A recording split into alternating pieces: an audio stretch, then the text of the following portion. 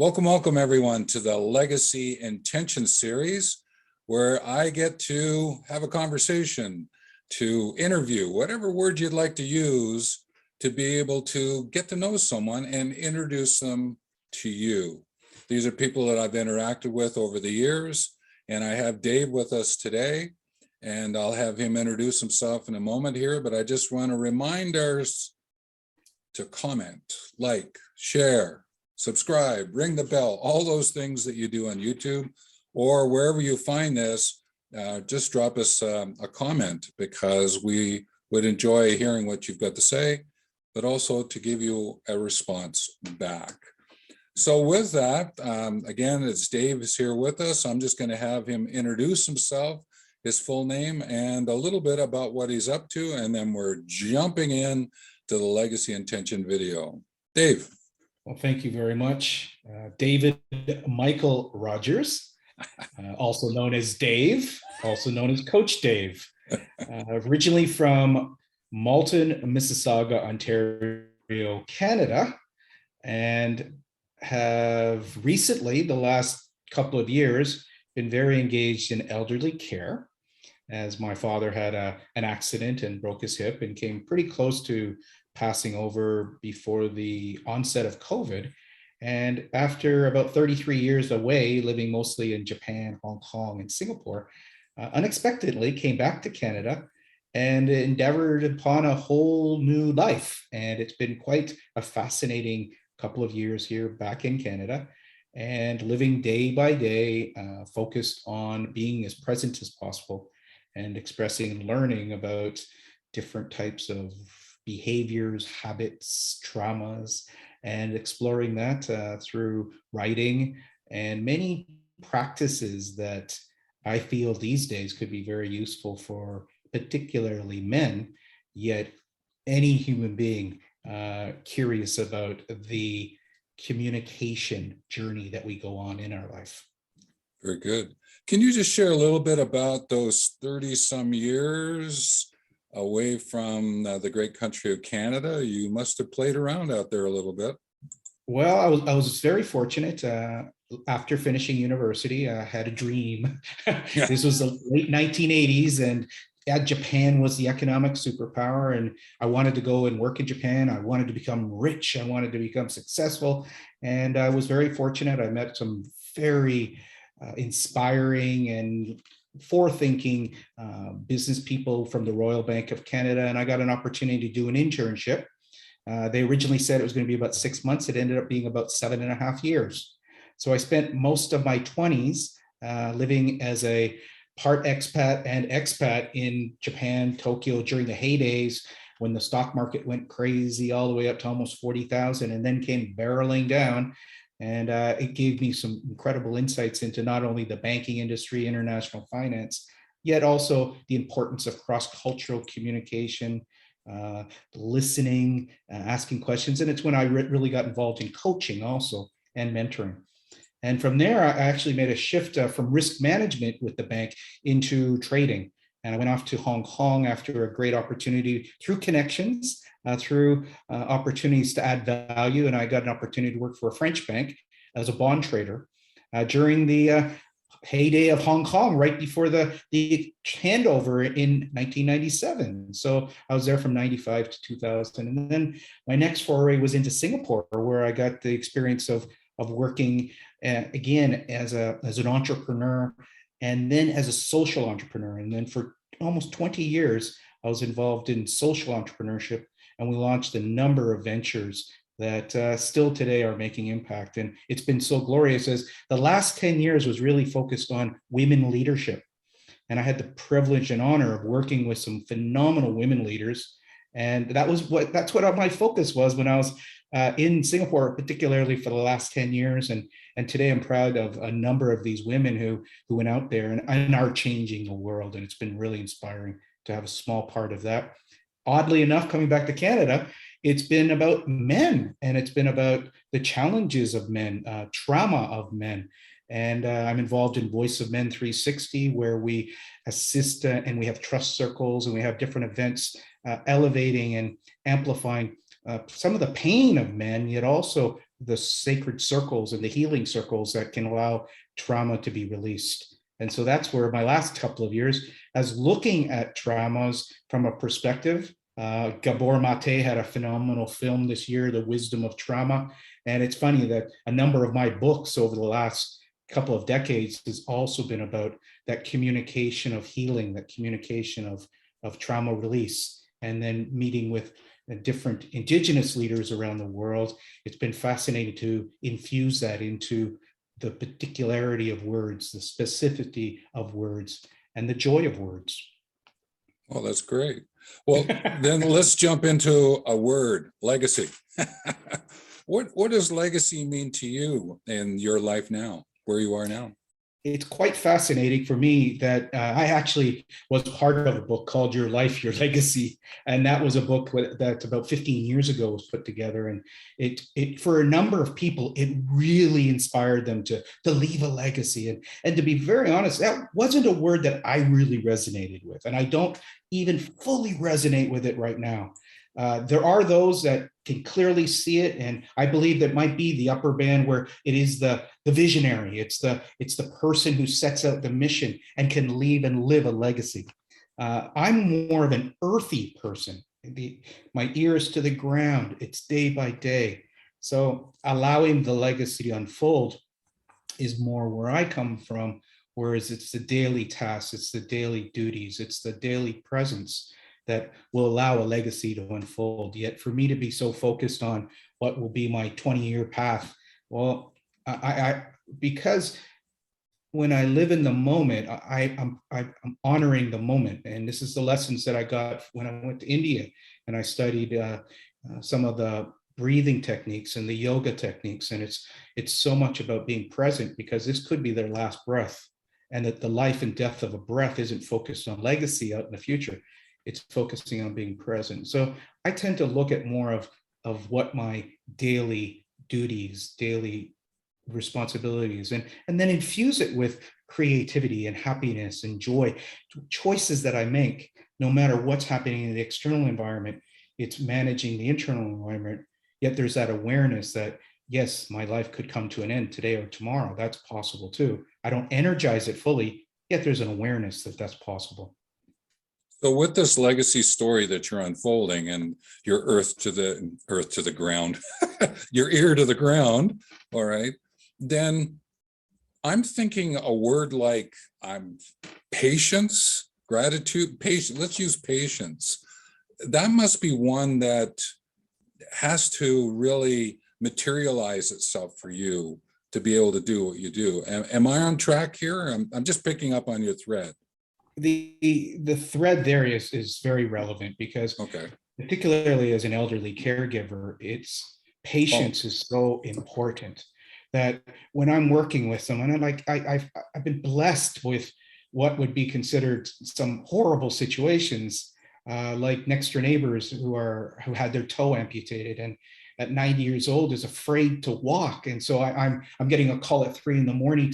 to lift him to go to the bathroom. And this is a very proud man who's independent his whole life. Yet at 90, he's losing confidence, self-esteem of being even to take care of himself. So the patience is that this man who was so proud is now having to be patient with himself as he learns, as he goes through experience of a humility, yet also shame. And so when I've seen and experienced people who are in that situation where the quality of life is really being challenged, there's a compassion component, yet there's also a patience component, that they're not going to be able to react like they did 10 years ago or 20 years ago. And so there's a relearning, and that relearning is going to occur if they have the confidence and the self-esteem. And that third component, which is the curiosity, is that they ain't going to be able to do it the way they did it in the past. They're going to find new ways if they want to. Or what if they don't want to? What if they want to surrender? What if they want to die with dignity? Is that part of the legacy? And that's part of the dynamic that I have with a number of people who might want to talk about legacy, is that a choice to end their life. And that's a topic that is going to become more prevalent in Canada, I believe, and around the world, is right to live. Is there also a right to die? Is there live with dignity? Is there also die with dignity? And these aren't topics that I've spoken out readily about, yet you're the type of person, Stephen, that I'd be honored to share those type of conversations, because those are the conversations that I have a feeling more and more people are going to be curious about, and not to be shut down and not to be bashed down, yet to actually honor somebody's choices. Yeah, if I may, I'm just going to pick up on that a little bit. Like when I do research on legacy, there's lots and lots about using a phrase, leave your legacy. One of the things that I'm really playing with is live your legacy, or live from your legacy. So it's sort of like, I won't go so far as to say they're complete bookends, all right? But you bring up some things about the chapters about how to leave your legacy and the decisions that you want to make and the action outcomes that you're going to take with that. Can you speak a little bit more about that, and maybe even bring out, I think you used the word compassion, if I heard it. You did, didn't you? Compassion is probably the biggest lesson. Okay, so I did hear. Okay, last so 2 years. Yeah. And you, because it's partly because I think in my 20s, which are just a couple of years ago, no, a couple of decades, passion is almost the opposite of passion, where passion is you go and you drive, and that's where my legacy is driven through my passion. No, for me these days, it's the compassion, actually being so in the moment with somebody and being patient that you find the way to serve them. They don't know often how to be served, though, because the people that I've been engaging with are in a state of unresourcefulness because their world is totally shaken. And so for me to ask them, what can I do for you? They don't know. Yet I'm assisting, and I'm being compassionate, and I'm listening, I'm hearing, yet I'm also exchanging and then grunting, because sometimes they don't know what to say. And it's like there's an honoring, a respect, and it is so much about respect. Yet even respecting somebody, we don't know how to respect some people, because the line of respect is sometimes very cloudy. And if they've got that negative self-talk and they're feeling bad about themselves, the guilt and the shame is going to overwhelm the respect.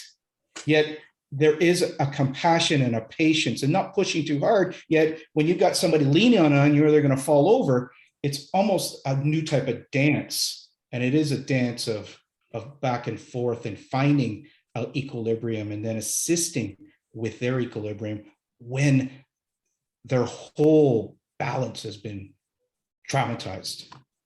when you interact with them, would you say that they're an older or an elder?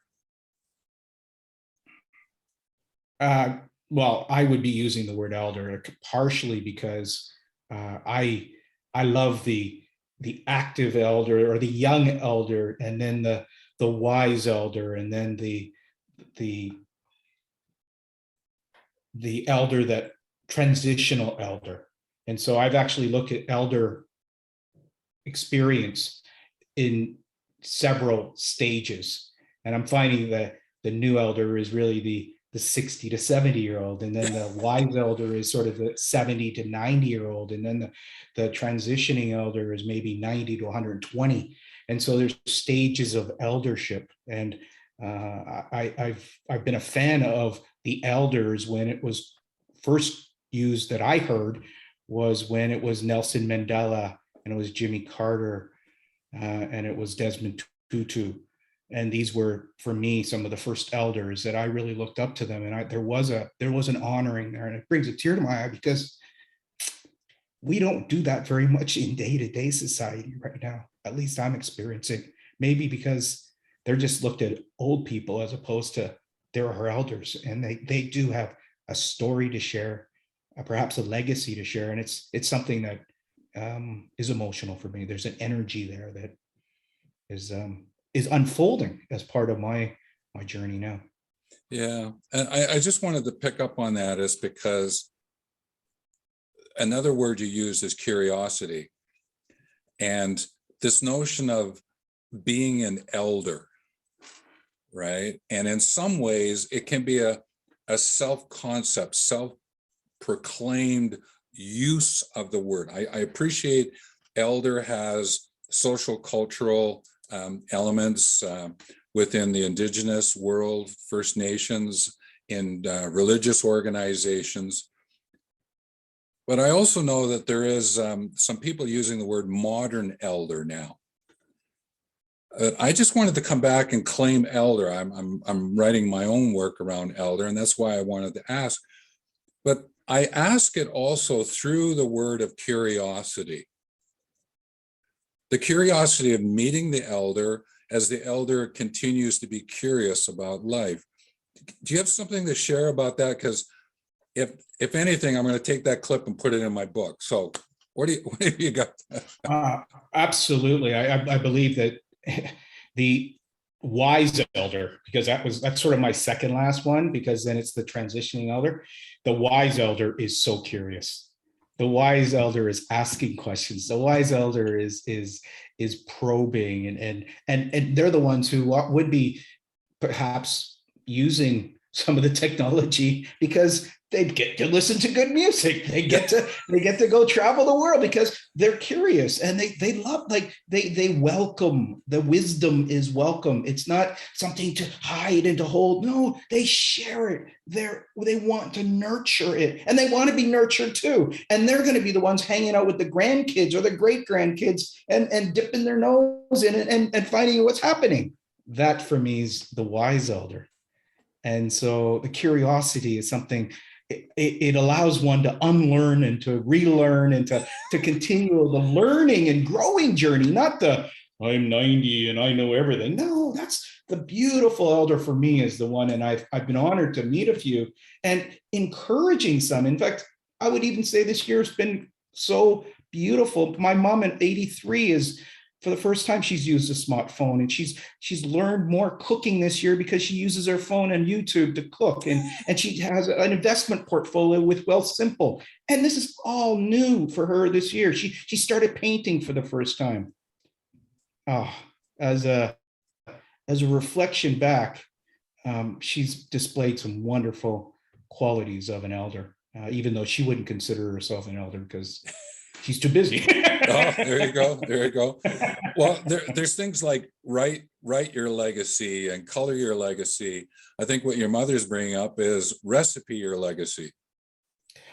She's enjoyed watching these shows now with 60 or 70-year-old retirees who are cooking in the kitchen, and one of the spouses might be really good with tech and the other's good at making recipes, and it's been a fun journey to explore that and to live it and to be it. And so there's those components of allowing the legacy to unfold, yet also to spend some time and ask about legacy like you're doing. It's such a beautiful, worthwhile project to bring it into people's consciousness and to have discussions about it and plant some seeds. And I believe that that's another beautiful metaphor when we talk about Mother Earth and Father Sky and our guide teams. And when we plant the seed of legacy, perhaps it is something that's we said today to somebody that might plant a new way for them to engage with themselves and then with others differently.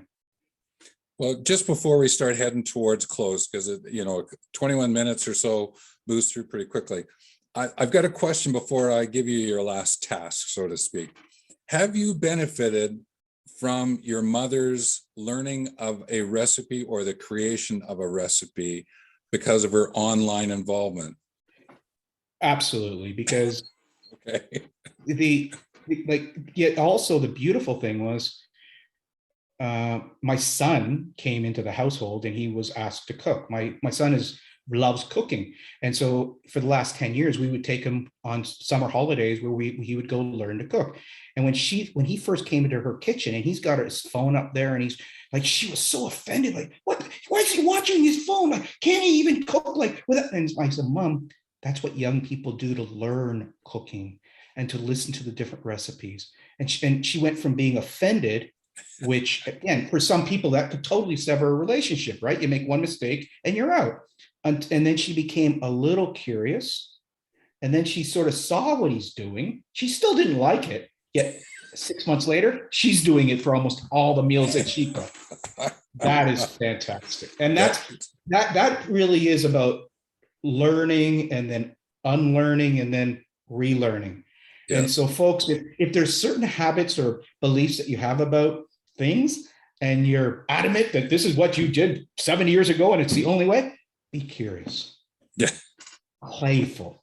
Explore. It might open a whole new world. And that world might actually be filled with joy and deliciousness and flavors and experiences that will truly enliven your life. Yes. Well, as we close out, like any legacy intention interview video, you get the last words. Now, I'm thinking you got a little bit more than what you just shared. That was beautiful as well. But Dave, what would you like to share with everyone who's listening in, watching what's going on right now? Well, Stephen, it's compassion, there's curiosity, there's patience, and then I'm going to bring it right back around and say thank you to you and infuse the gratitude and appreciation for someone like you who's sharing this message with people. And for the listeners, you might see that little other flavor is find a way to be grateful and appreciative. And I am extremely appreciative to Stephen and the connection that we've had over the last couple of years. And I'm also specifically grateful and thankful for the opportunity to share today. Thank you for your worthwhile project, and best of luck on the unfolding as the journey continues. Well, like I share with everyone who gets on the Legacy Intention video, is I invite you in about 3 months from now, why don't we do a quick connect, see what you're up to, what's going on, right? And I think everyone would appreciate that as well. How's that sound? Up for that? Sounds fabulous. Thank you so much. Wonderful. So with that, everyone, again, remember to subscribe, ring the bell, comment, like, and share. And please comment, because I know Dave and I would love to learn from you, but also to be able to respond. And with that, take care, everyone.